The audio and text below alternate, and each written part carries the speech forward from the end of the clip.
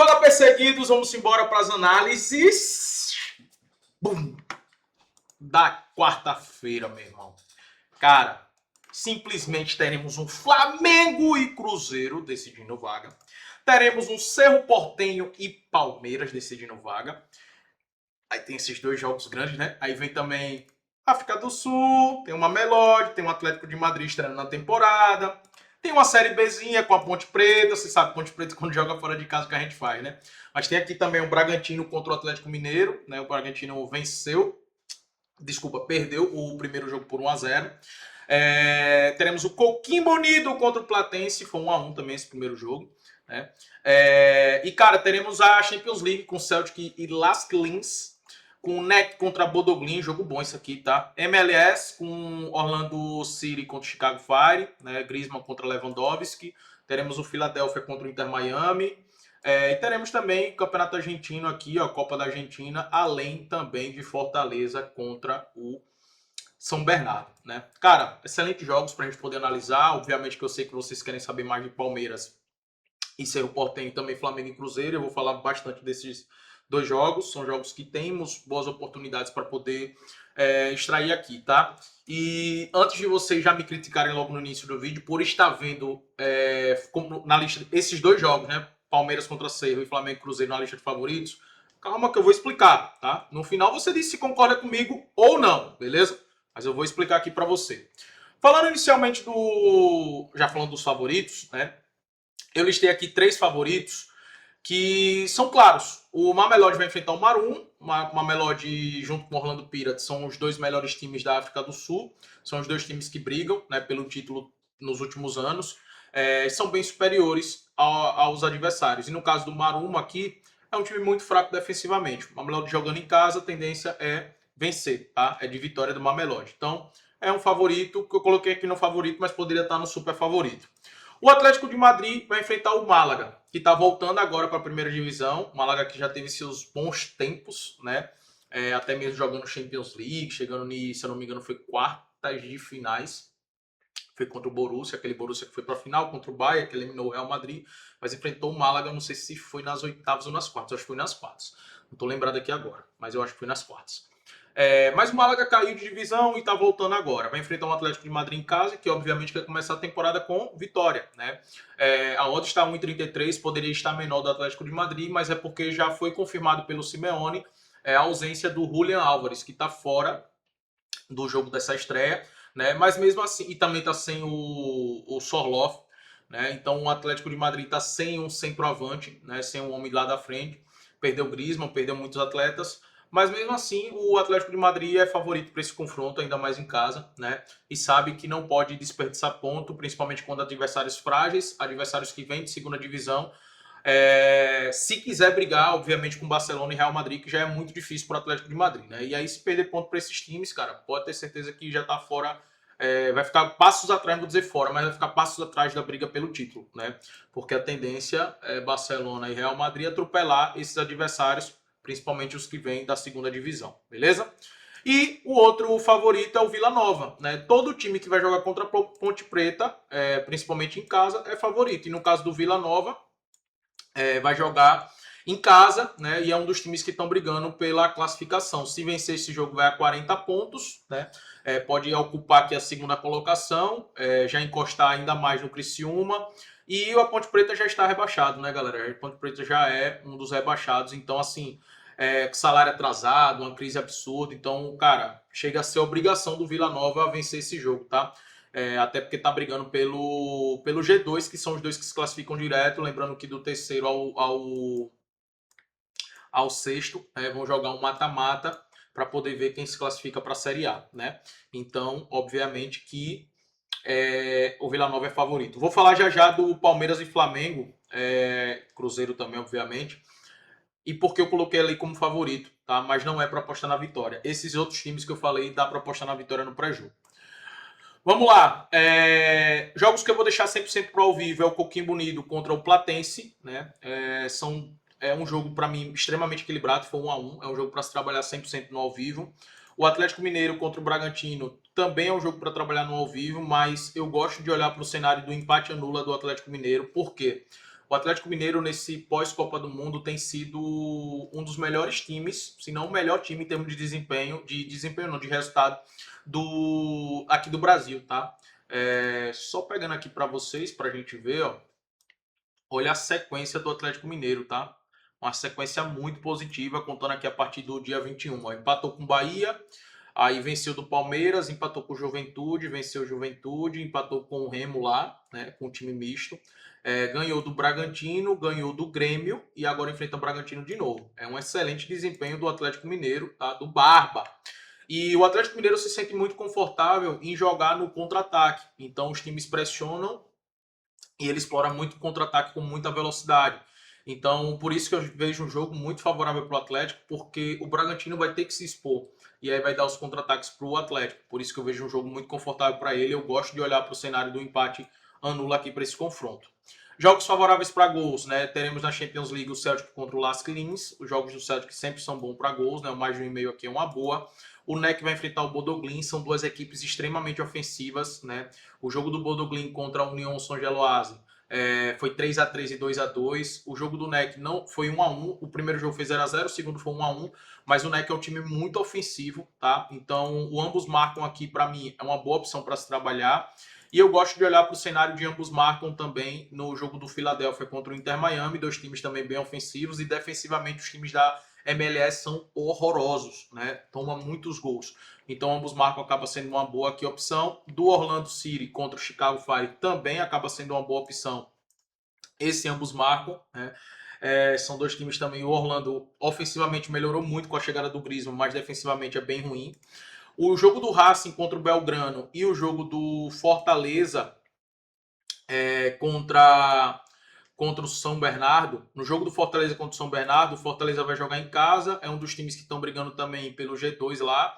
Né? Obviamente que o São Bernardo também está brigando para terminar no G6 e buscar tentar a classificação para a Série A.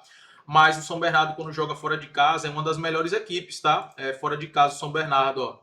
É o melhor visitante, são 10 jogos, 6 vitórias, 1 empate, 3 derrotas. É o melhor visitante São Bernardo, tá? Porém, o Fortaleza é um dos melhores mandantes. São 10 jogos, 8 vitórias, apenas 1 empate e 1 derrota. Mas por que o São Bernardo se dá bem como visitante? Porque eles se fecham lá atrás para explorar os contra-ataques.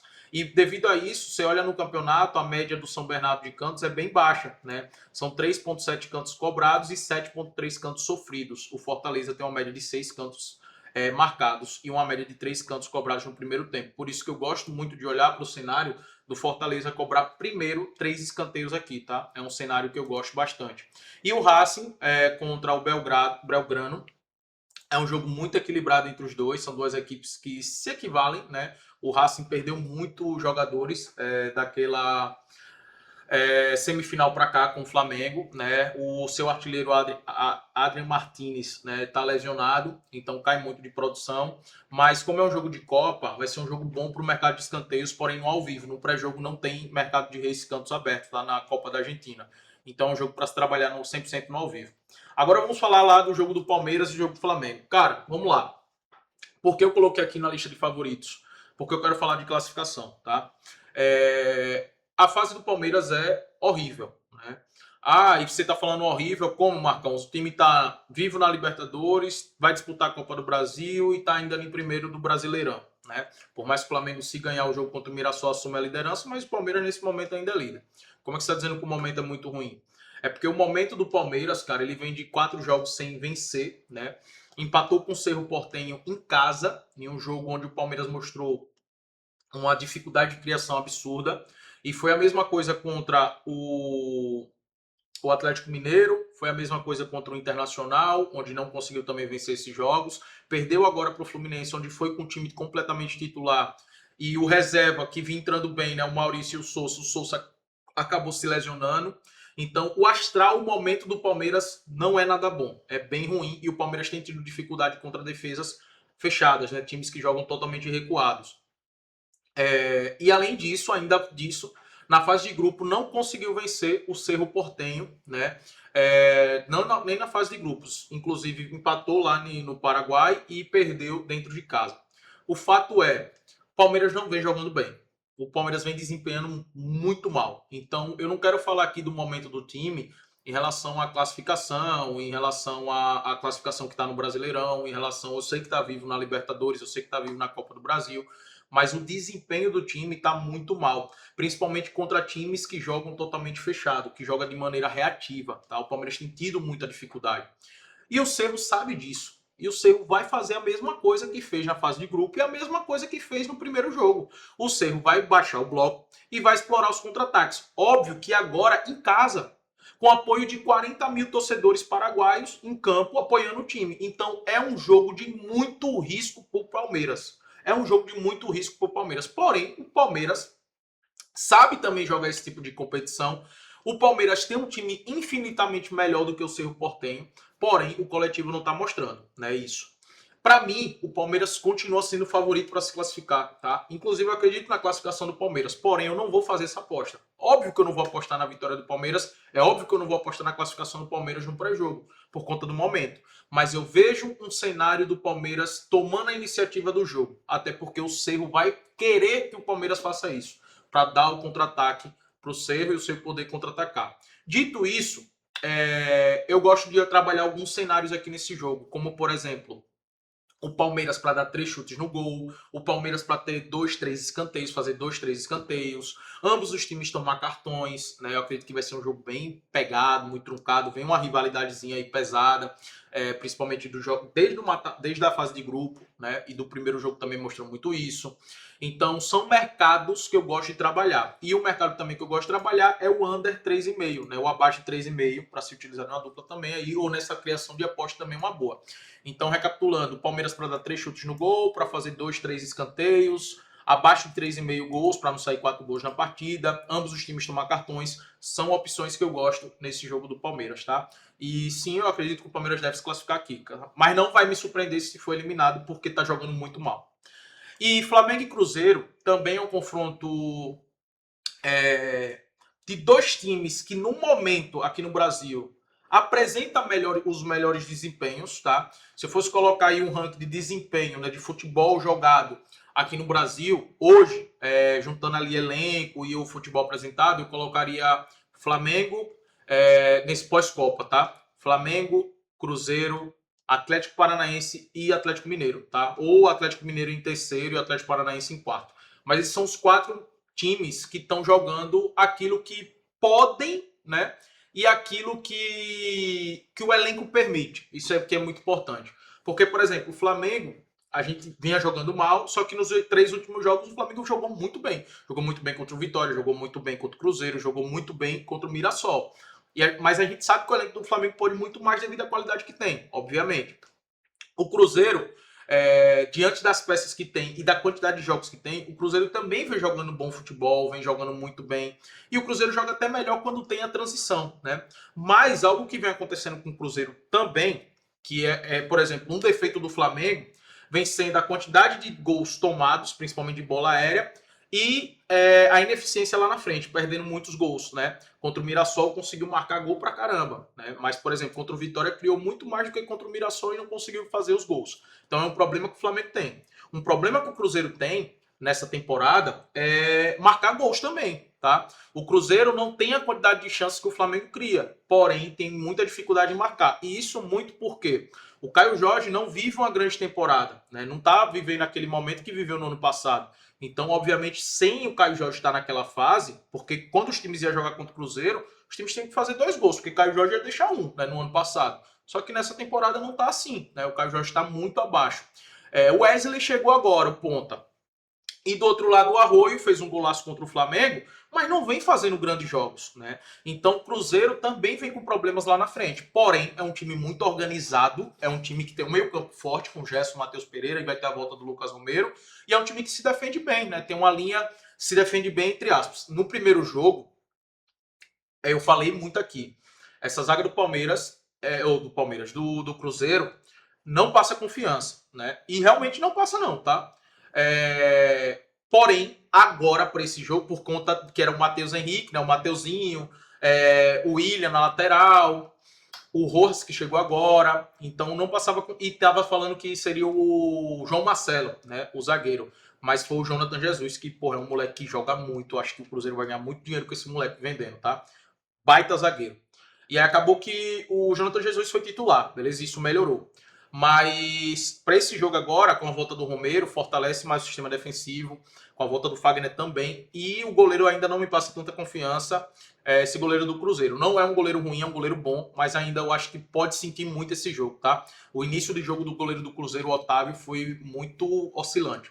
Dito isso, cara, o Cruzeiro, se tivesse feito o resultado em casa, pelo menos por um gol, tá? Vencido o jogo por um gol, seria um cenário melhor para o Cruzeiro, obviamente, né? Seria um cenário melhor para o Cruzeiro.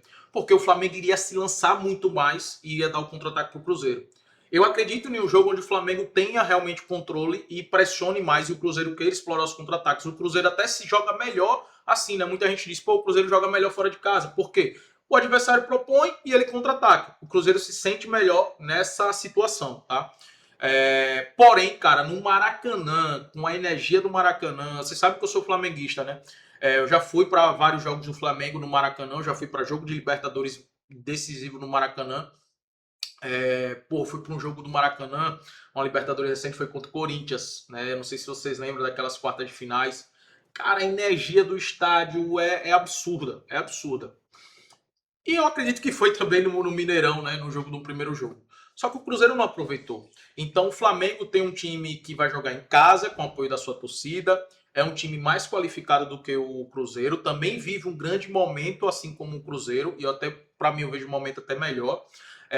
Tem mais peças ofensivas, tem mais peças vindo do banco. Então, por exemplo, o Arrascaeta não tá bem. Você vai botar um Paquetá, você vai botar um Carrascal, né? Você vai botar um Luiz Araújo que jogou muito bem contra o Mirassol. O Cruzeiro não tem essas peças no banco, não tem. E esse jogo é um jogo que o desgaste físico é muito grande e o banco faz diferença. E no primeiro jogo o banco fez diferença para o Flamengo, porque os caras entraram, Pedro, entrou Paquetá, e foi a partir desses jogadores que saiu o gol do Flamengo. Então, obviamente, que o Flamengo acaba sendo favorito para se classificar. E assim, a odds aqui, 1,65 para o Flamengo, tá justa. Tá justa. Eu tô vendo muita gente falando, o jogo é 50-50. Não é. Não é um jogo 50-50. O Flamengo é melhor. O Flamengo é melhor em todos os sentidos. O Flamengo é melhor individualmente, o Flamengo é melhor coletivamente. O Flamengo vai jogar em casa. Se o Flamengo não se classificar aqui diante do Cruzeiro, não vou dizer que é uma zebra, tá? Mas é muito improvável, é para ser realmente criticado o Flamengo. Porque o Cruzeiro é um time em construção. O Cruzeiro, se continuar nesse ritmo que tá, o Pedrinho colocando o dinheiro que tá colocando, com esse técnico que é muito foda, excelente, o grande treinador, cara, eu vejo nos próximos anos, no próximo ano, por exemplo, se continuar, o Pedrinho investindo, tá? Porque futebol é dinheiro. Eu vejo o Cruzeiro rivalizando mais com o Flamengo do que com o Palmeiras. O jogo eu vejo, e se o Pedrinho continuar investindo, mais uma vez, eu tô frisando isso, porque dinheiro é que faz futebol. Então, assim, mas hoje, pro jogo de agora, o Flamengo é favorito, tá? Mas, Marcão, você vai apostar na vitória do Flamengo no pré-jogo? Não. Eu vou no ao vivo, se eu ver que o Flamengo tá aquela volúpia, tendo muitas oportunidades, pode até ser que eu aposte na vitória do Flamengo, no ao vivo. Mas eu gosto da classificação do Flamengo, tá? Para o Flamengo se classificar. Então é uma aposta que eu vou fazer. Para o Flamengo ter 2 escanteios, 3 escanteios, ambos os times tomar cartões. O race 3 cantos do Flamengo é uma boa, porque eu vejo no primeiro momento o Cruzeiro mais recuado, explorando o contra-ataque, o Flamengo naquela volúpia e o Cruzeiro um pouco mais fechado para explorar o contra-ataque. Eu acho que a estratégia vai ser essa. E no Maracanã, o Flamengo vai empurrar qualquer adversário. Então, para o Flamengo fazer primeiro 3 escanteios é uma boa opção para se trabalhar. Ambos os times tomar cartões, é uma rivalidade que no último jogo ficou ali. Rivalidade dentro do campo, né? Fora do campo, o Cruzeiro e o Flamengo são torcidas aliadas. Mas dentro de campo foi um jogo pegado e um jogo de Libertadores, cara. Então, cartões para os dois lados aqui deve acontecer. Mas eu vejo o Flamengo se classificando aqui, tá? Vitória do Flamengo eu acho arriscado. O pré-jogo, recomendo deixar para ao vivo. Mas a classificação do Flamengo eu vejo com bons olhos. Fiz e recomendo. No ao vivo, se você vê que vale a pena apostar na vitória do Flamengo, se o ao vivo mostrar isso. Mas é um jogo que pode tranquilamente para os pênaltis, né? Para os pênaltis, se for para os pênaltis, eu vejo o Flamengo também com essa vantagem, porque se for para os pênaltis, provavelmente o Cruzeiro já vai ter mudado alguns jogadores, né, do time titular. O banco do Cruzeiro é mais abaixo, como eu já falei. E Rossi é um pegador de pênaltis, né? O Otávio a gente não conhece pegando pênalti numa decisão. O Rossi a gente sabe que é um goleiro que é especialista em pênaltis, um dos melhores do mundo nessa função, né, de pegar pênalti. Além disso, o jogo é no Maracanã, então mesmo que vá para os pênaltis, eu vejo o Flamengo favorito para se classificar, tá? Porém, se o Cruzeiro passar, não vai ser uma parada assim, futebolisticamente falando, não vai ser uma parada de sem praça, como eu vejo alguns falando também. Mas é muito improvável que isso aconteça, tá? Minha opinião, minha análise diante dos dois times. Curte o vídeo, se inscreve no canal e vamos para cima.